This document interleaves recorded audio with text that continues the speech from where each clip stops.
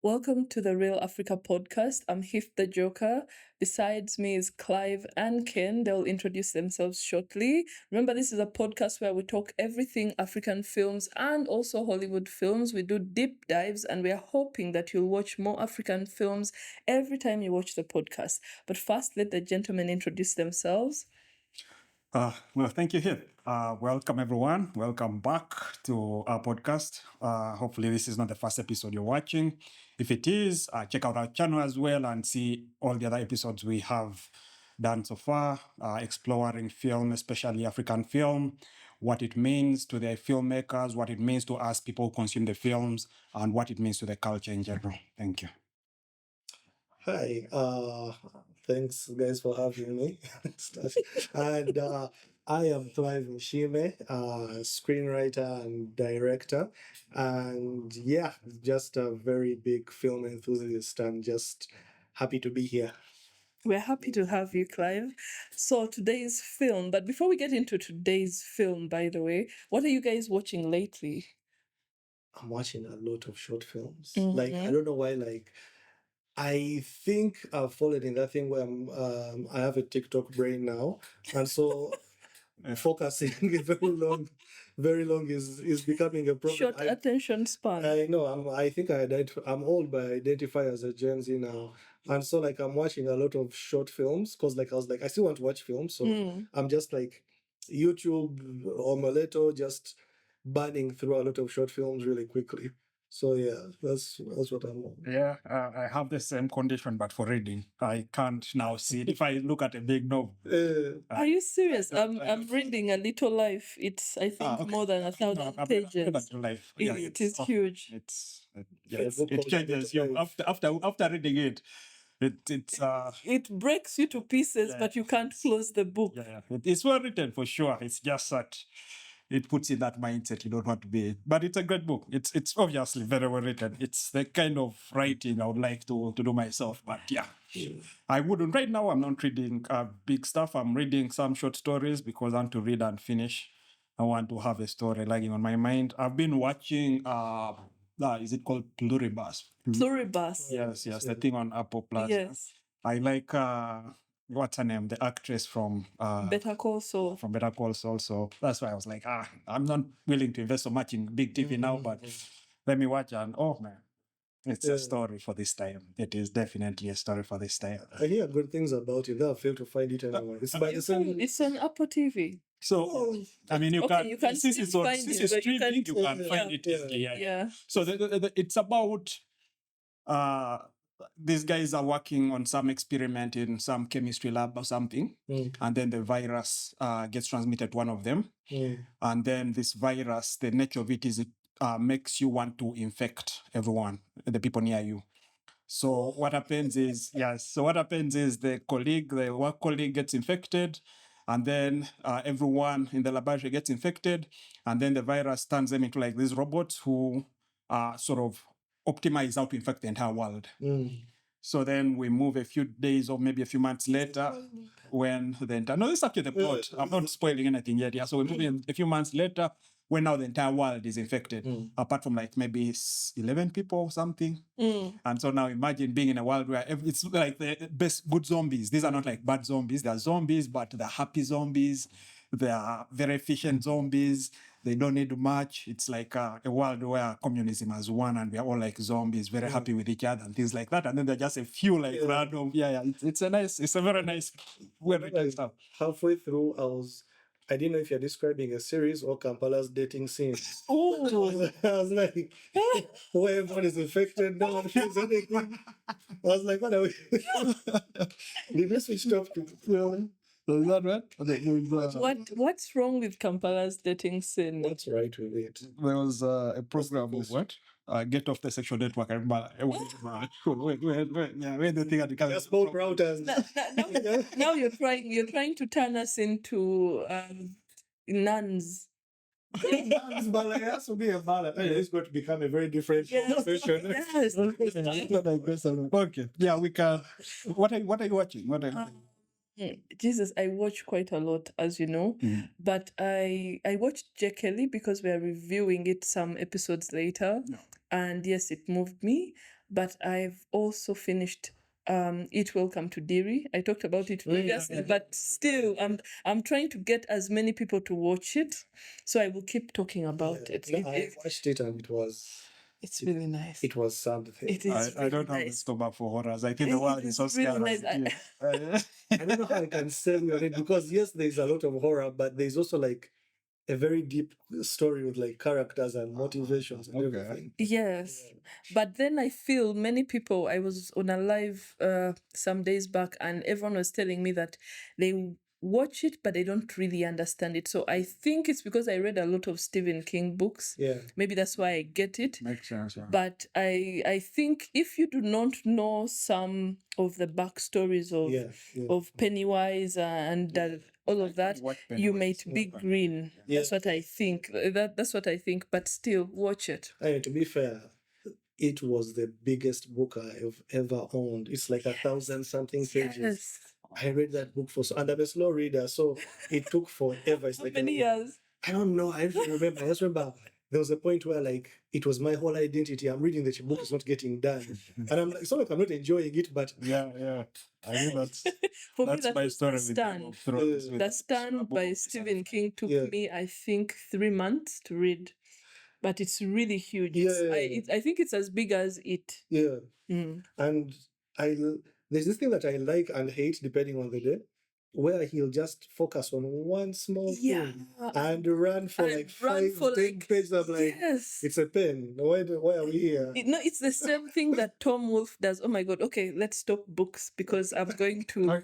Yeah. This podcast, please, Yeah. is about films. Those who are just listening, Yeah. you're not in the wrong place. Our film today is on Becoming a Guinea Fowl. It's directed by Rongoni Nyoni. I hope I'm pronouncing that right. It's distributed by 824 and BBC Films, so it's almost everywhere. So I'm guessing by the time you get to this podcast, you are able to watch it. So the plot is quite simple. It's Shula. We're following Shula, who's played by Susan Chadi, who's driving home at night and bumps onto a dead body on the street. But she sees who the body belongs to, and is like her reaction to it tells you, or it lays the precedent for the entire film to come. Without spoiling, she does not react with any grief or any shock like you'd have when you meet a dead body. What follows therein after she discovers it's her uncle's body is a whole story of traditionally what happens when there's when someone passes away in a family. Just that's part of the plot without spoiling most of it. So to start us off, Ken, what did you make of the film? Yeah. So first of all, it's okay to spoil. I think the film is old enough that Some people are just getting round to it because its distribution has now just gotten mainstream, I would say. okay. We'll give them a version without spoiling. So check the link here or here. But yeah, I think the writing is amazing.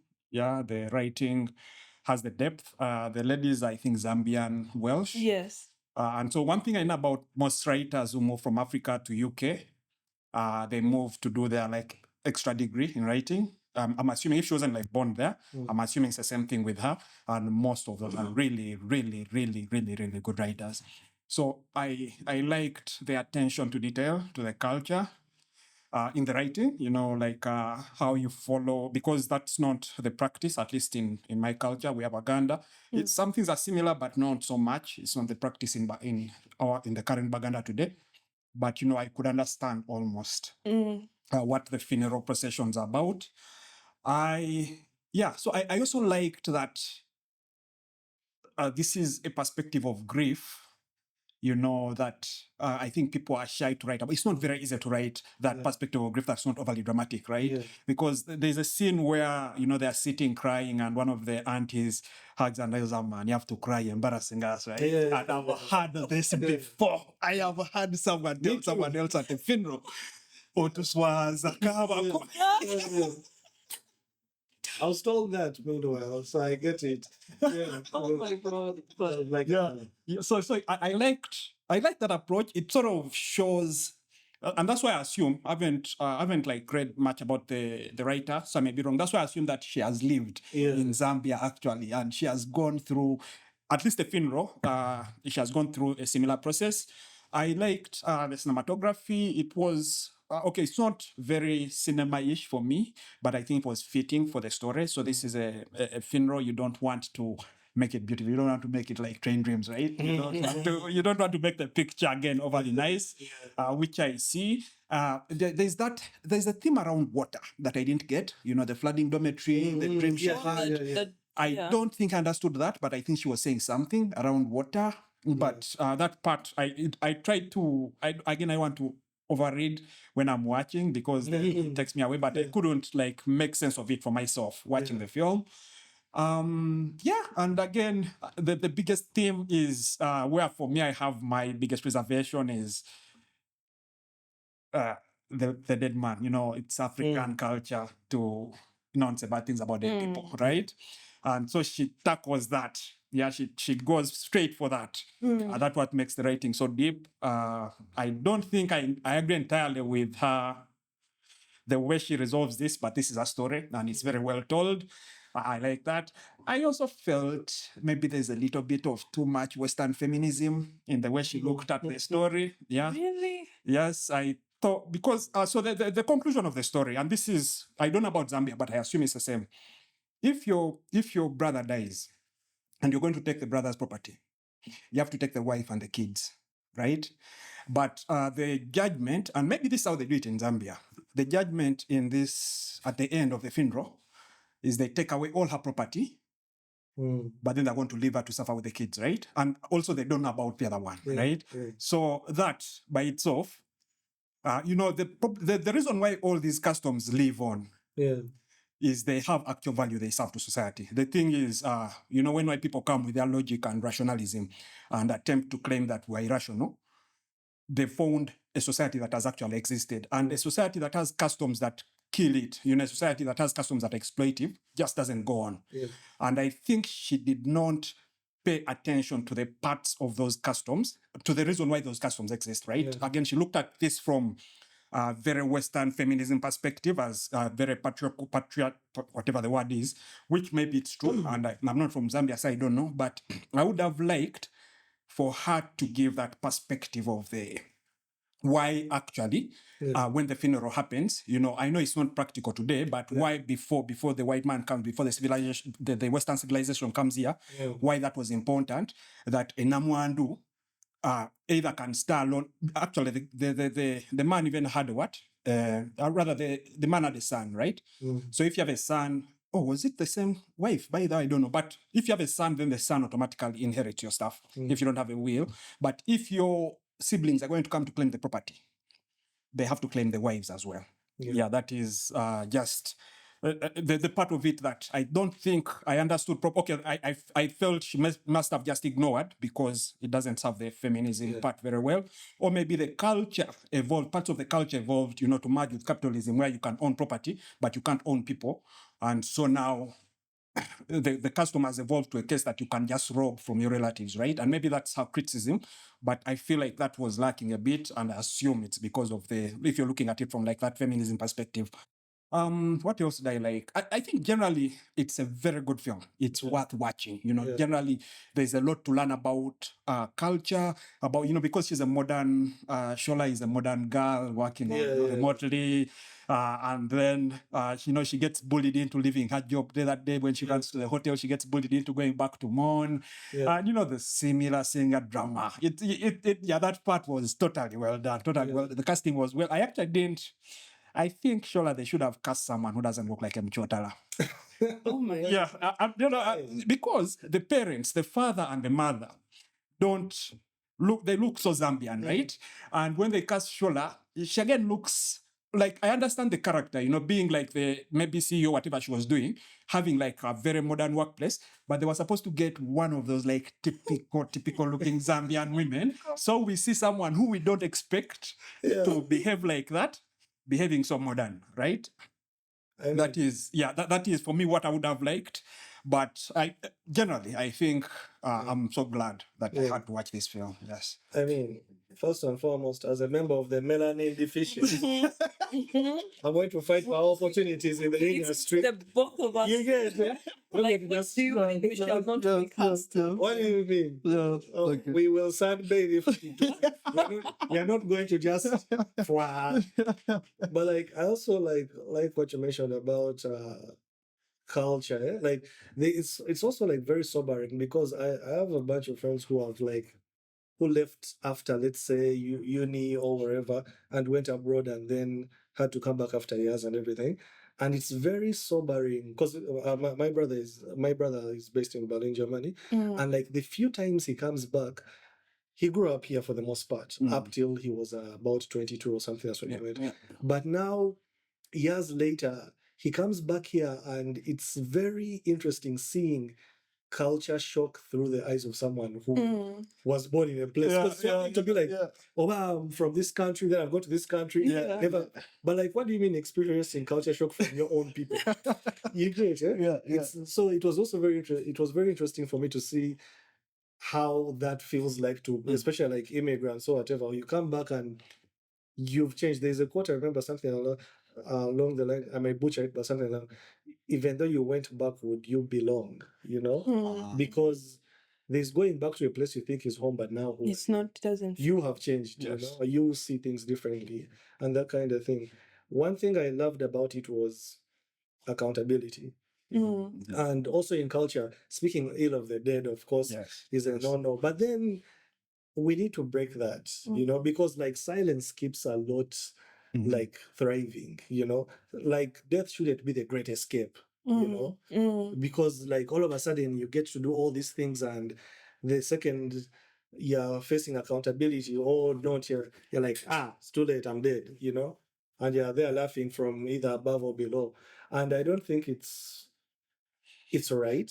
And so for me personally, as someone like who was juxtaposed with someone who passed away last year, but that person had done things that were not the greatest, right? And then, like what you're saying there, then I'm there sitting and people are telling me that, no, you need to cry. And I'm like, no.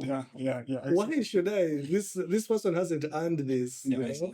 And so I liked how she also cut through all that noise of saying that, guys are like, oh no, we speak ill of the dead. We should let those things lie. But that's how they keep going, because someone there'll be that sort of lack of accountability will transfer to the next person, to the next person. And so, what about the people who are the victims to those actions? You know. Yeah. Well, I like there was a good like transition, mostly in voice, right? So she's driving to go and print, I think, the words, right? So the transition starts with the video of the girl, the school girl. And then sister. And then it cuts to like a warm tone of someone telling her what they want to say at the funeral, so she can print them out. And then it cuts to her now dictating to the guy printing. Like, very coldly. I like that transition. That transition also was also well because done. again, I've been there and I've had to sit in church and listen to someone be talked about daringly, right? You can tell the person saying things doesn't believe it. But you're like, oh, this is what we're supposed to do. This is what we're supposed to say. Exactly. But you know, maybe like, again, maybe it comes from a place of bitterness, but for me, I'm like, what if we just let's be honest with ourselves? What if we're just real with ourselves? And it's not a sending a message to the dead because they're dead, but like to the living, the ones who think they'll get away with it as well, you know? Because at the end of the day, we are all accountable, if not more than the people the perpetrators themselves, you know? Something like assault happens, right? We've been to university there, and that's a hotbed for these assaults and everything. And one thing that keeps them going is the fact that everyone else around you just protects that person in one or the other. They're like, the victim blame, or they keep quiet, or so the victim doesn't have a safe space to run to. So they just die with their issue inside. So I liked how like Flash was like, no, we're not doing this.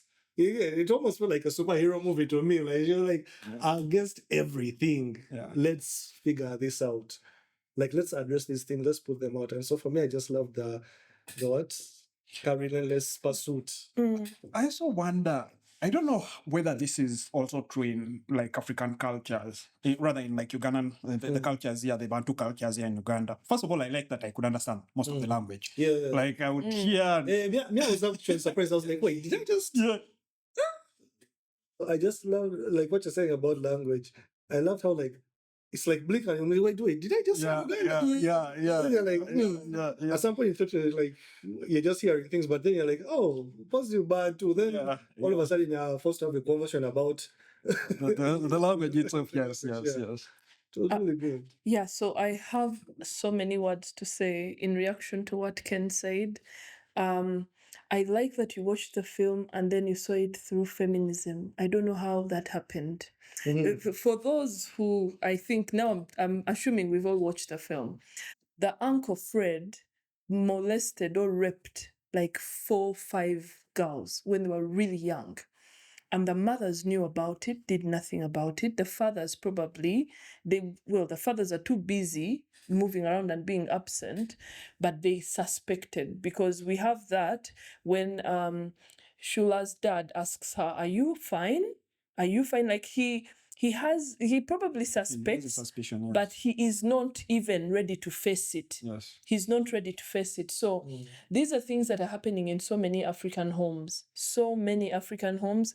Like I've often told people that the people who abuse our kids are not strangers. It's not someone who's going to be walking on the road and finds your daughter or your son and is like, yeah, you're a nice candidate. That's not here. It's someone in your house. So it could be an auntie, an uncle brought by you into that house, and you brought this person, provided safe haven, and of course your child opened up to them because this is my uncle, this is my auntie. And the uncle went ahead to molest her, and she had no one to talk to for years, because imagine it happened when they were really young. Yeah. And now it's the funeral, and even as you watch the film, minutes pass and she cannot even address it, because to address such a thing, you have to first address it within yourself, that this happened to me. And then her best friend, the only way she deals with it is through alcohol. That was the Like best character. this movie is actually, I saw it's characterized as a dark comedy, and it isn't. It's not funny once you go to the core subject of the film. There's nothing funny about it. It's this area of protecting men. That's why I was like, you looked at it from a feminist angle, but it's about society protecting men, because it would be different if it's a lady who had died. Yes, I'm pulling that card. If it's a lady who had died, they would literally bear all her rubbish outside. They always do that. But in this case, it's Uncle Fred. It's Uncle Fred, don't talk ill. And then that scene where all the women come and they hug Shula and their friends, asking for forgiveness, because they can't even articulate what they're asking forgiveness for. Like they can't say that. They can't say that we want you to forgive us for turning a blind eye to what was happening to you guys. They can't say that. So society has to let these men off, like Clive has said. Like no one is going to reprimand them, even when they're alive. Even after they die, it feels like they're untouchable. But what are we trying to say to our daughters? What are we trying to say to our sons? So in short, that was the message of the film. And as per cinematography, there are moments where it really, really prevailed, where they did a good job. There's this scene where she's driving from the widow's home, looking back at the poverty that the man left behind, that the uncle left behind. Yeah, there are so many scenes that are telling. Like there are no messages, there are no words or that are telling you exactly what she's feeling, but the picture portrayed that. Like, look at the size of the house. They had to show you the size of the house as she was driving away. This is poverty. The guy has so many kids, and the widow is just there stunned as to how she's going to take care of these kids, and they're already debating throwing her out of this house. Like, it's a hopeless situation. Yeah. So for me, this film, That's a perfect way to look at it. Yeah. this film broke me, by the way. It broke me the first time, even the second time. Now this is like the third time I'm watching it. Yeah. Me as well. I don't disagree with you on the perspective, and obviously you have to respect that because I didn't write the story. What the writer wants to show, but again, I think that what is happening is you're getting a person who married 4 wives in Saudi Arabia and trying them in New York, right? Okay, from my perspective, that is what I'm seeing, right? And the way this, the way I see it is fine. The child abuse stuff, that is not forgivable anywhere, right? But if you want to be bold, yeah. First of all, you want to castigate a dead man, right? You have to acknowledge why that is taboo, right? And I don't think she did that very well. There's a reason. So the whole point, again, I keep talking about Mandela for some reason when we're on this podcast. But the reason why what Mandela did was revolutionary, right? Is the idea of forgiving is not for the person forgiven, right? The idea of forgiving is for you, the person forgiving. And if you're going to create a situation where people are going to hold a grudge on a dead person, you're creating permanent victims because, again, this is what the story ends. This is how the story ends. The story not only ends when, because, okay, so again, it was very good writing. I want to say things, but I want to make sure that the nuance is clear. I like the story. I wish I'd written this, I would have been very proud of myself if I'd written something like this. But at the end, we see the in-laws, right? Fighting the wife, right? We see the in-laws, but we know for sure that the in-laws have suffered the most from this man, right? The Shula and the family, right? We know for sure that they've actually suffered the most, the guys who call him Uncle Fred. We know for sure that he has molested almost all their daughters, for example, and their siblings and whatnot, right? So we know for sure. But then we see them pretending that the wife is the what?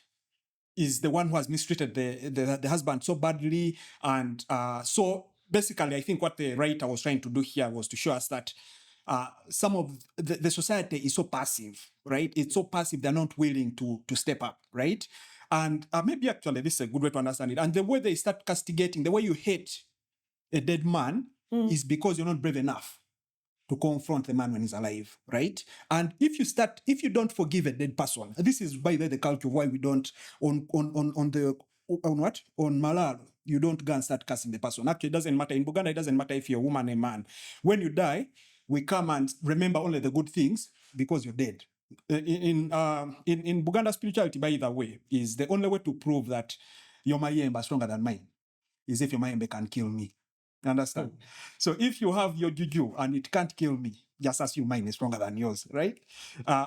Basically, death is the equalizer. At least, okay, this is, and the reason I'm saying Buganda here is because based on the language, I assume if there's a difference in like culture, the ways of the culture, it's very, very minor.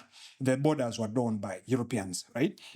And the reason, again, this is extremely important to sort of understand is we are opening the movie with a dead man on the road, right? The movie has an unusual absence of men. Yeah, and I don't know if this is just the way the funerals are done in Zambia, but here the men participate in like doing the manual work on the funeral, right? The men participate in digging the hole. The men participate in doing some of that work. But the film stayed away from that because they wanted to focus on the women, right? So that's why I'm saying, because I think apart from the real last scene where we see some guys being cleaned with a towel so they can drink beer, in that funeral house, we don't see any men entirely, right? And until the last funeral rites, obviously. But the mourning, the sleeping in the house and all that is only the women doing that, right? This, obviously, for me, shows that we want to see the very woman's perspective in this. Yeah, but she's not letting them go off free because again, the most powerful scene there. Well, that's actually for me the second most powerful scene. The powerful scene, one of the powerful scenes there is when the mothers and the singers have to come and apologize for their kids. Also, this is not a thing that happens in like in African cultures, right? Or Mkuruta Sovia. So by the time they have to humble themselves down to come and apologize, that comes with a lot of gravity. Yeah. It comes with a lot of gravity with it. But where I feel again that the sort of her feminism lens, the writer, overshadowed what I expected to be more realistic was the fact that all these rituals are looked at like the way white people look at them as backward, right? All these rituals are kind of a thing that is holding people back, right? So you should maybe call out the dead person even if they're dead. I don't agree with that. Yeah. Today, like, I understand feminism, I understand the culture, and I think still the culture is superior in this case that the dead people have to be forgiven. If you want to take a grudge with the live person. The dead person has lost, basically. That is what I believe in as well, right? But I would have liked her to first research a little bit of why do people do that? Why are dead people judged? You know, why is if you die, you're gone? Also, that last part of taking away everything from the wife, yeah? That for me was extremely heartbreaking. Again, this was intended for the film. That's why the movie is very, very resonant, right? But I would have liked some nuance on why that specific thing happened, right? Why that was important to happen and why that is not necessarily backward as white people would see it, right? But that I didn't see. That's why for me, I thought, I'm saying just because we have to say something bad about the film. The film was good. The film was so good. For sure, the film was so good. Yeah. But yeah, there are those small parts that I feel, again, don't put our culture in good light, in good enough light.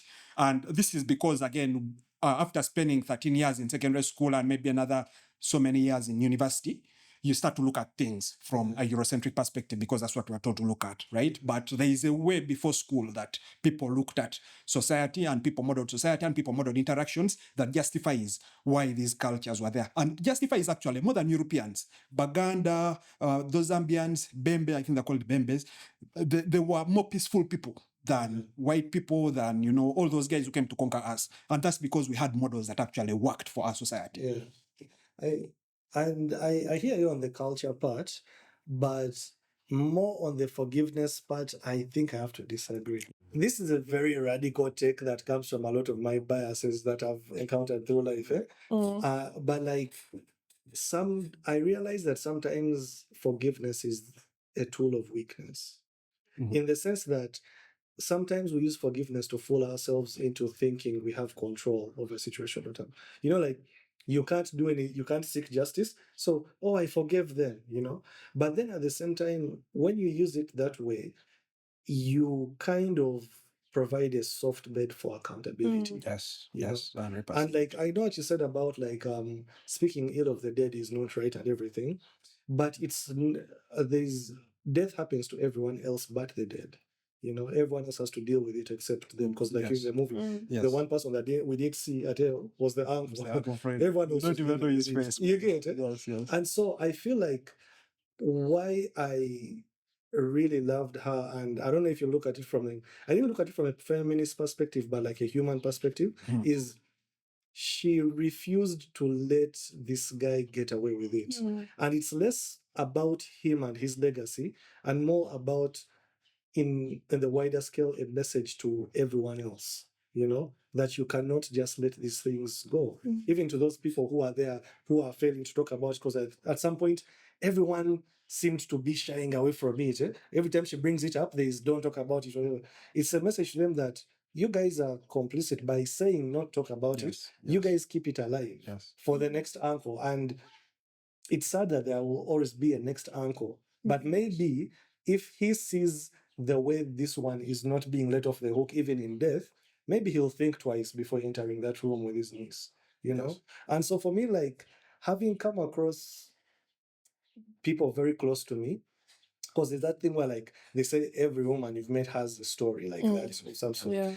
And some of the people that are really close to me have very brutal stories, and those people are protected through things like that. And when they went to people who are supposed to do something about it, they told them, pray, forgive them, find peace. Yeah.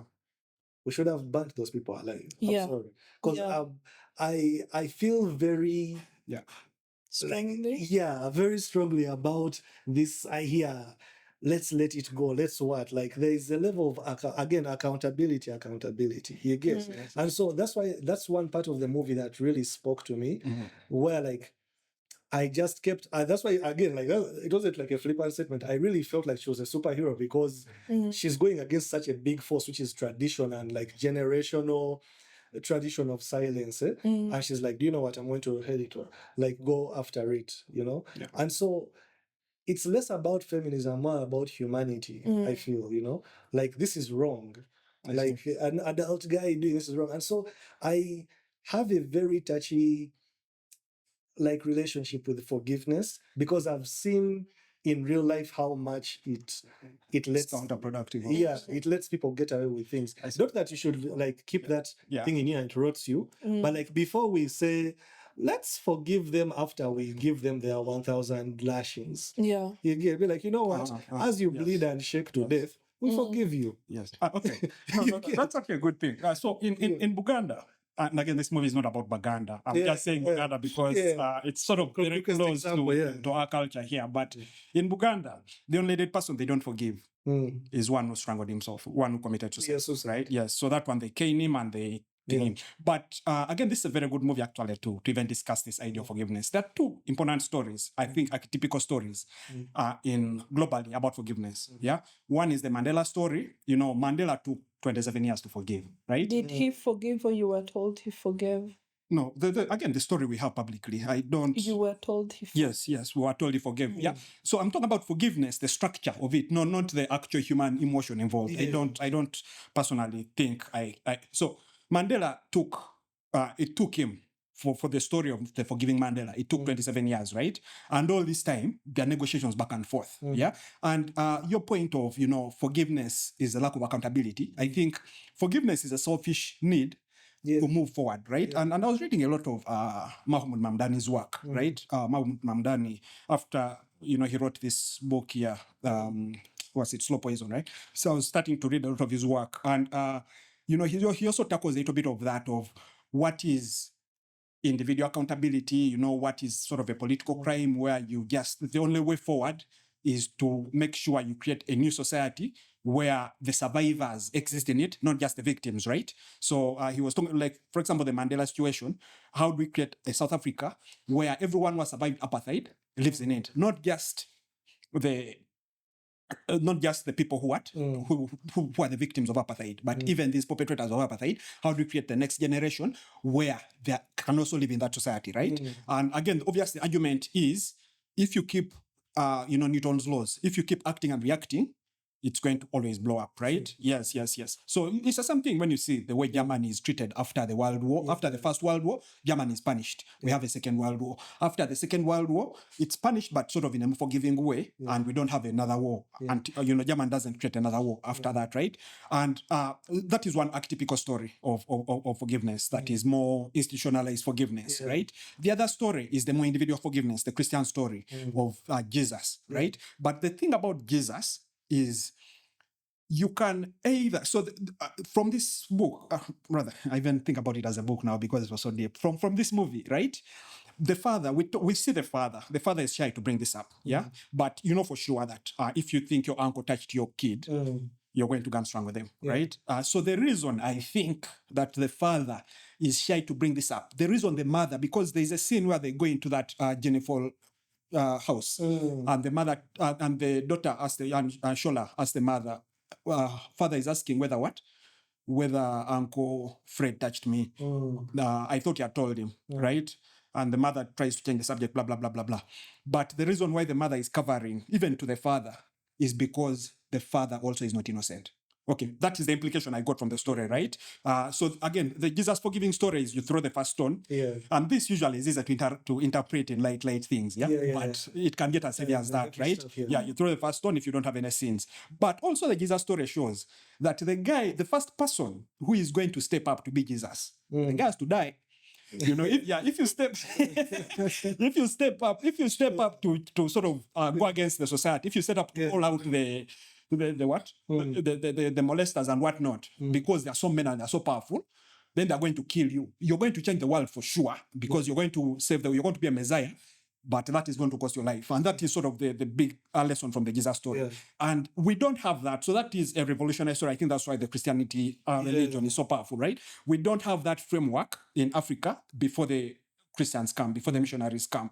And so, how do we make sure? We have, again, this, we were talking about last time about the custom of Mkuruta Sobia, right?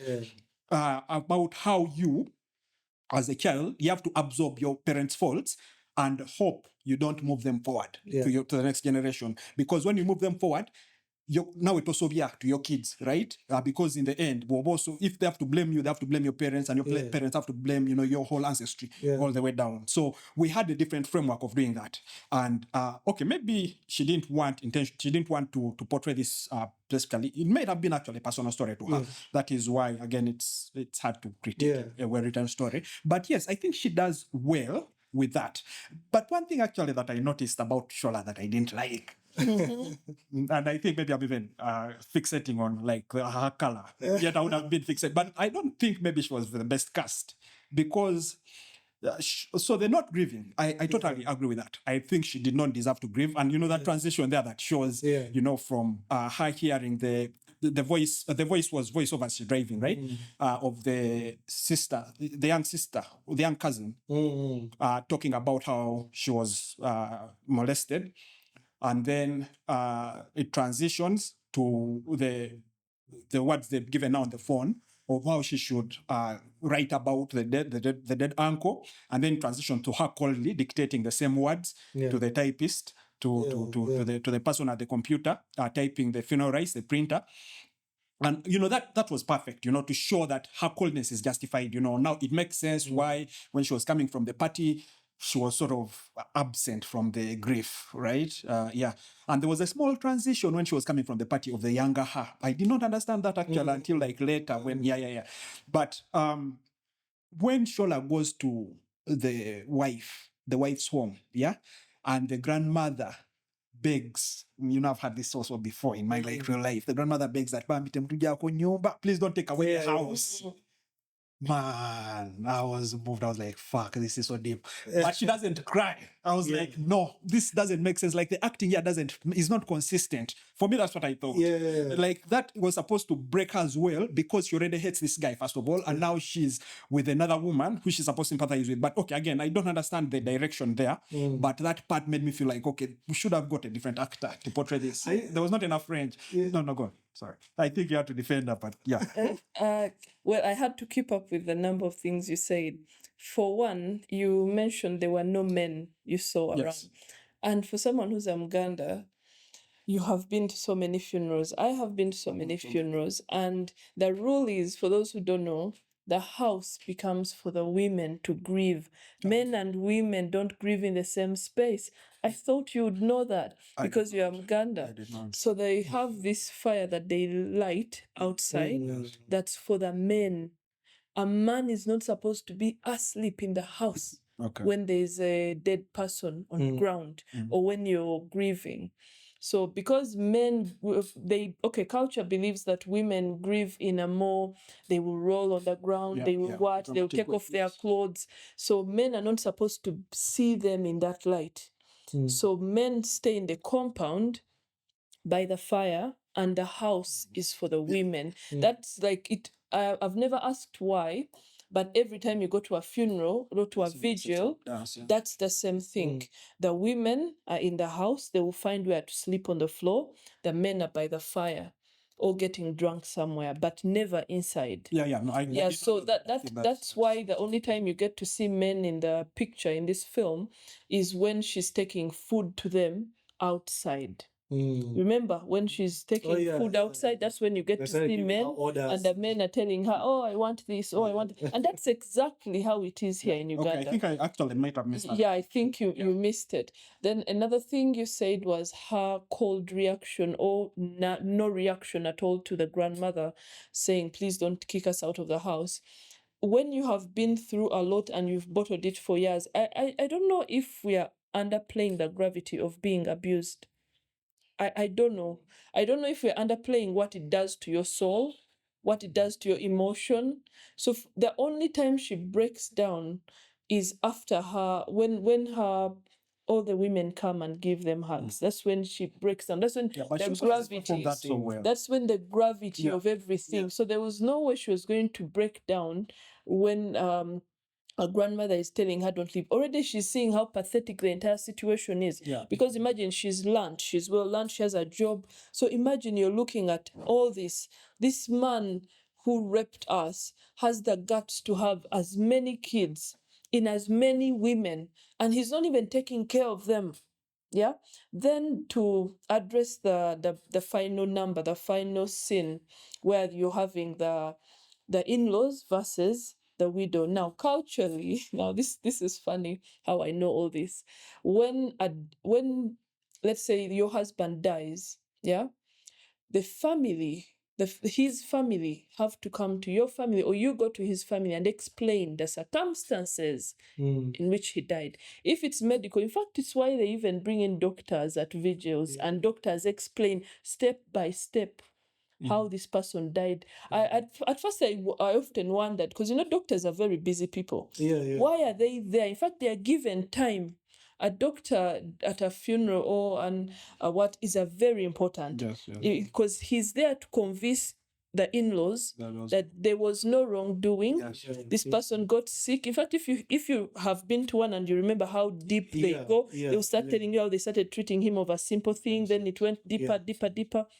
They're trying to convince the in-laws, because what happens after we've all left, because after a funeral we all usually leave, the elders who stay behind have to meet the in-laws and explain to them, and usually in that meeting it's the same thing that happens that you saw. In fact, our culture is the same. I just kept seeing things that I have heard of, things that I have seen happen, because they will sit, and if you don't have a reason as to why their son died, yes, they are stripping you of everything. That's why most people, and then someone will come in and say, but by law, they are not supposed to know. Tradition, that's why we have customary law. Customary law takes over. The normal law, the legal law takes the back seat. So if you can't convince them that their son died a natural death, like now in this case, his sisters were like, no, you didn't take care of our son, that's why he was drinking all the time and all of that. So if she's guilty, her family has to beg the in-laws, like, we are sorry, please don't. And then this family is supposed to say, give us back everything. Now that's where the bride price comes in. Remember those things you paid for your wife? That's the time they're supposed to return everything.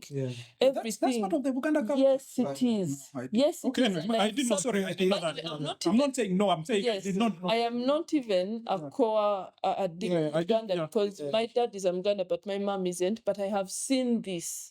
I have seen this, and that's when you hear that they've taken the house, the cars, they take even the children. Even the children, they take them away from you. They literally take everything that's connected to their son. And that's why this movie for me made a lot of sense, because I saw these things even while growing up. Someone's father dies and they are stripped of everything, not because the banks took it, but because the in-laws took it. They take everything, they divide up the children, and the widow is left with nothing but shame. Shame. In fact, they have this thing where they beat them and they're like, shame, you've embarrassed us. That's how deep culture goes. And when people be like, we have to understand culture, we have to support culture, they don't know the ugly side of culture. Or maybe they have not experienced it. Like Ken, you have not experienced this side of what could happen to your wife if things happened to you just like that. You have not, because, well, you'd be gone. You wouldn't know. But that's the sad side of culture. So for me, these things... Okay. No, I think I'm ignorant. I'm very ignorant on that part. But I also think there is a reason for that ignorance. I also think that if this was typical, the culture would have changed. And this is actually my biggest argument for against the book, is a culture that is irrational, a culture that is harmful to the people. Especially, before the white man, Buganda was expanding. So we start with Bachwezi. The Bachwezi dynasty starts, it breaks down because, again, at some point, each empire reaches its peak, right? It breaks down into these small cultures. I think that's how we get like the Bambi, I don't know if they're called Bambi, the Zambians, right? We get the Baganda, we get the small, the Banyankole, all the cultures around this region, the Greater Lakes region, right? And then Buganda now starts growing, right? So Buganda is starting to get, it's starting to almost knock on Bunyoro as well, because Bunyoro was also like a very big empire. And then it starts to take in the Basoga. But what I'm saying is the reason people choose to stop being Basoga to become Baganda is culture, right? The same reason, by the way, we stop being Baganda and become Christian, we stop being Baganda and become educated, is culture. You know, the things you're mentioning is when a culture gets in conflict with that culture, the superior culture always wins, not by force. You know, like the white people think is actually forceful, but for most of the organic cultures, it's not by force. It's a culture has simply better practices, but they've innovated in practices that you'd prefer your children to grow into, right? Yeah. So things like, because for me, I know by either way. I'm so like, okay, maybe it's different, but for me, I know also Namwandus who became rich. Like they have their husbands' things, and maybe they never married again, and they kept everything, and they became rich and raised their kids. And Those are going to be the exceptions to the rules, but the norm is going to be. yeah, but I've also not heard of that. I've not heard of a situation where, unless the brother comes to take the wife, the brother comes to marry the dead's wife. I've not heard of situations where the family comes to take what? Apart from If it is a like a capitalist thing where this is our son's property, Yeah, 'cause not like argument of you killed our son, but this is our son's property. It isn't yours. Yeah. You understand? We've come to steal. Basically, it's a form of theft. That's why actually the law protects against that, right? We've come to steal, but we are punishing you for not taking care of your husband. I've not had that anywhere I personally. think maybe as society evolves, that spirit, the spirit of that culture, is washed away and like replaced by a constitution, but the spirit still remains. So now instead of using the clan heads or the whatever heads, now they use the law, but it's still you get it. True. And there's something you said about it being a dark comedy, right? And there was no part of it that was actually funny. The what's the name of the co-star? Oh, she was good. She lightened the thing up. She lightened it up a little bit. And we kept talking about the part where like What was her name? The cousin. I remember I see her in my head. I don't remember. Yeah. But like the part where like she's dictating what's going to be read about him. It is not in any way funny unless you've been stuck in a very twisted situation where it's not funny, haha. It's not that scoff of like, this is absurd. It's that sort of funny because I remember that part was so powerful. because there are two things. Because one thing where we talked about a lot, when we mentioned it a bit, was like the cinematography. Yeah. But also for me, what stood out was how quiet it was. Yes. It was a very quiet movie, you know, and for some reason that made the absurd parts loud because it felt very real, like it can be happening here. Because real life doesn't have a soundtrack. It does that documentary style. You get it? Thing It feels like they are there. Yes. And for me, it took me back to last year. Circumstances forced me to be in a very awkward position where it was me, of all people. My older brother was not available, he was elsewhere. My sister was elsewhere. And me, the youngest, was the one forced to pick out our dad's coffin. Right? Okay. And don't worry. He was not someone I cared for. Right? Okay. And so I remember finding it funny because we go to the funeral home and I went with an uncle of mine. He stays behind. He remains behind and it's like, oh, you go and check. And I found myself in this sort of like a storage room where they keep all the coffins. And I'm there and I just started laughing because I was like, I'm coffin shopping. You know? And so it was funny in that way, like, wait, you know, like the way you go to Chinatown or somewhere, you're looking for clothes. All of a sudden, you're doing this very casual thing with a very deep thing. I'm here shopping for coffin. So I feel like that's what, and in that room was also, it was actually a rainy day, almost like what we're having right now. Yeah. And it was very quiet in there because it's like rent. Then you enter, they close the door, all sound is gone. And they're just there sitting, looking at all these. And then there was a salesman who comes through. And what makes it funny is like he's trying to sell you on the different ones. Like, this one has like a window. And I'm just there like, the absurdity. It's dark, right? But at the same time, I'm like, what? And finally, like, it's like, just like shoes, it's trying to make it sale. Right? Yeah. It's like, oh, this one has the best food. It's like knocking on the door. Like the other guy would be like, no material, no. And I'm like, you get. Yeah. And so there is the quietness of it juxtaposed with the heaviness of the subject. I think that's where the dark humor came from in moments. Yes. Where like it's not laugh out loud like you would point at something like in a Jim Carrey comedy, but it's more like this is absurd. You know? This guy was trying to sell me on. He started like there was one that had a car window. So it's like this one even has the car window. I'm like, you get like also what about call as if peekaboo with the corpse. And so I loved it was really funny, the quietness of it. Like with all these other things next to it. Like I think that's where I found some moments of humor.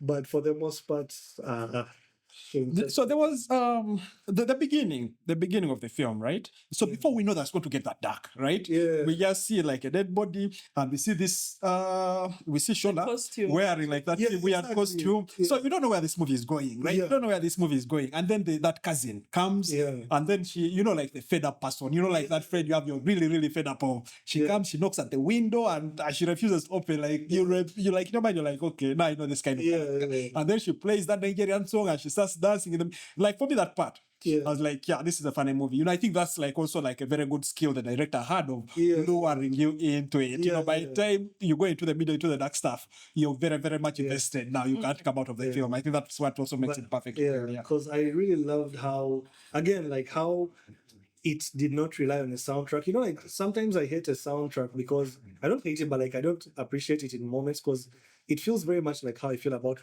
laugh tracks now.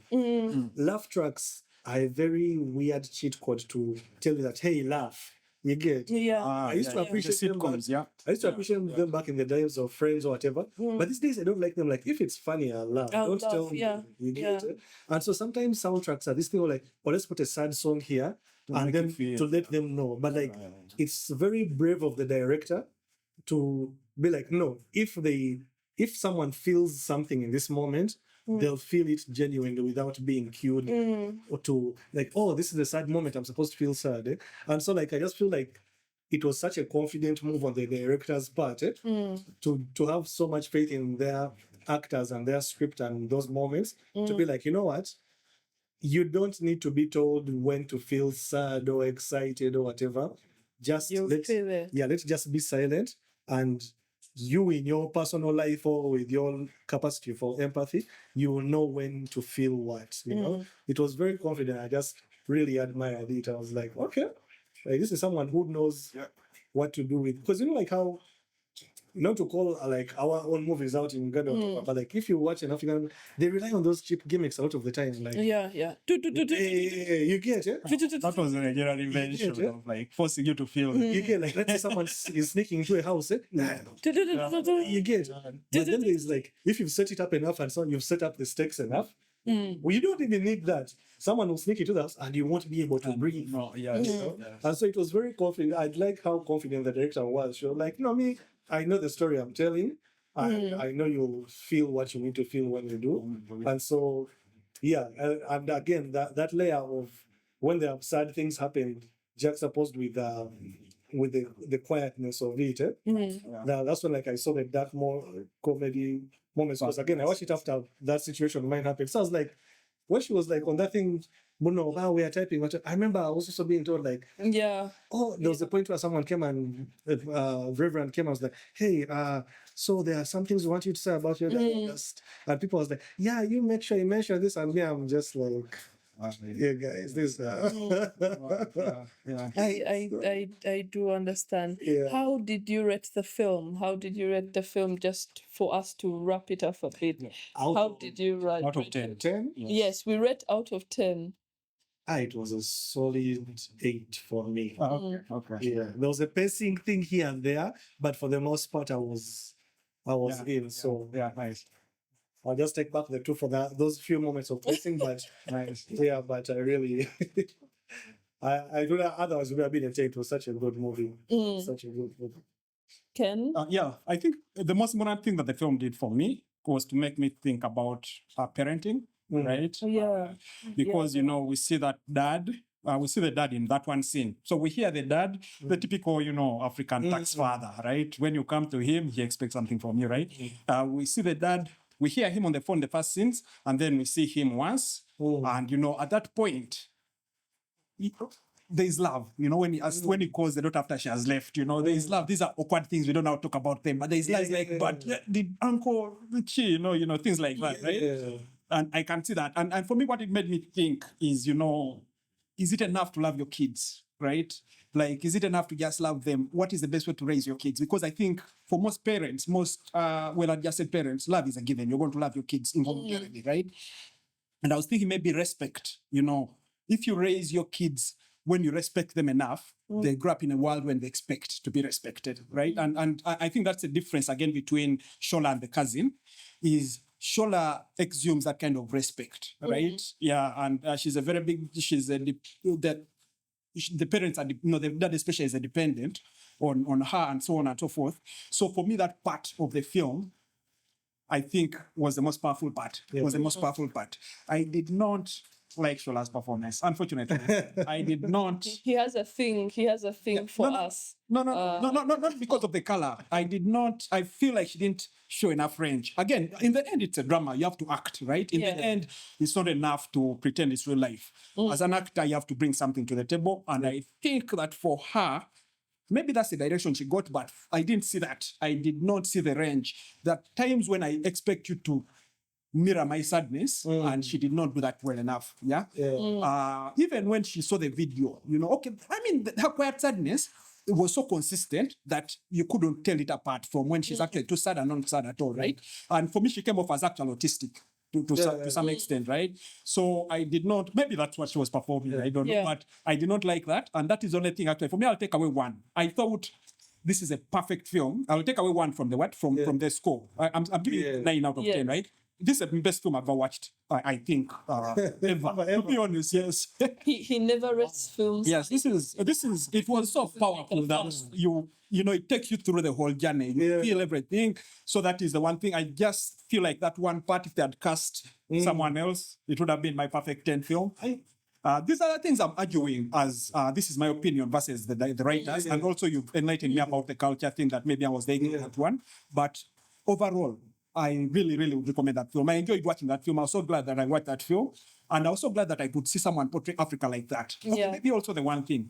I'm going to maybe 8.5 now. So one thing is, I want to see an African film that criticizes culture from a point of generosity, right? I've seen so many films that portray culture as if it was bad for Africa, right? As if it was bad for Africa. I want someone to come and say all those bad things about how the guy got away with molesting and all that, but also from a point of generosity, showing that these people actually need their culture to organize, right? That is a film I haven't watched yet.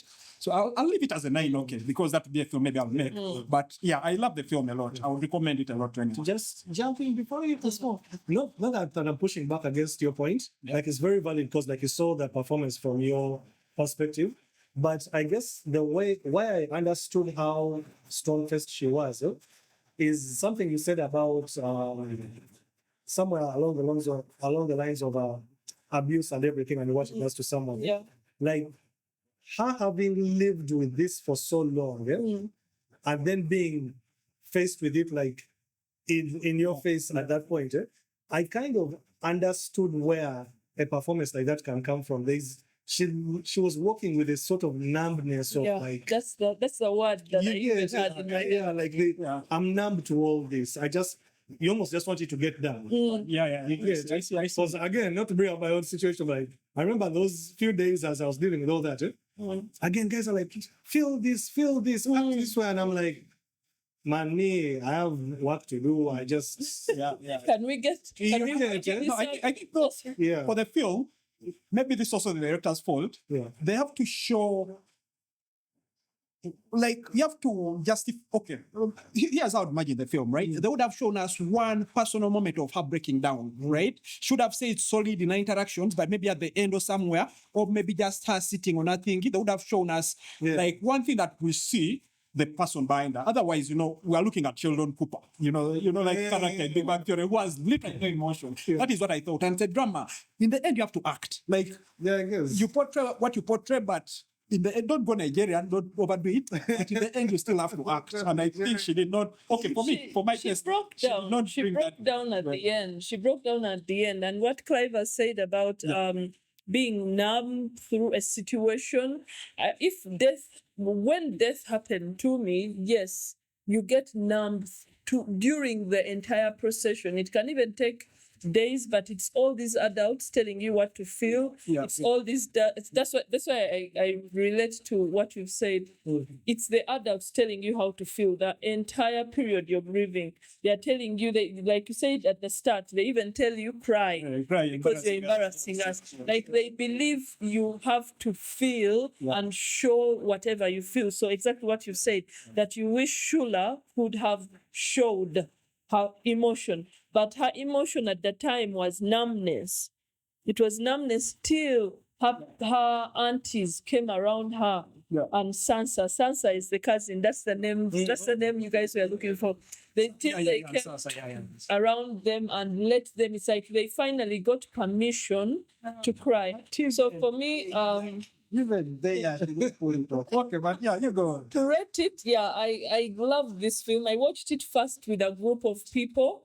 We were many, and it was dissected for like an hour and a half. But yes, what you're saying is true, that culture has to be represented in both sides, in both lights. Explain to us why this is, because if they did it for many years, there must have been a reason. So show us that reason, and also show us how along the way it has been abused. Because along the way it has been abused. And it's just so people know, they only take away the things if they allege that you are part something of, malicious. yes, you're part of the reason why their person has passed away. If that is alleged to be true, then they will do that. They will take away the things culturally. So it's not that everyone who loses someone, they have to take the things. So to wrap it up, for me, it was 10 out of 10. I have, because this was like, for me, it felt like a documentary. It felt like a documentary. That's how true it was to situations that I have seen and lived through. So that's on Becoming a Guinea Fowl. You can access it anywhere and everywhere because it's distributed by A24. So that means wherever you get your movies from, you're able to watch it. I've been Hip the Joker, Ken and Clive for you today. Catch us on the next episode of the Real Africa podcast. Thank you.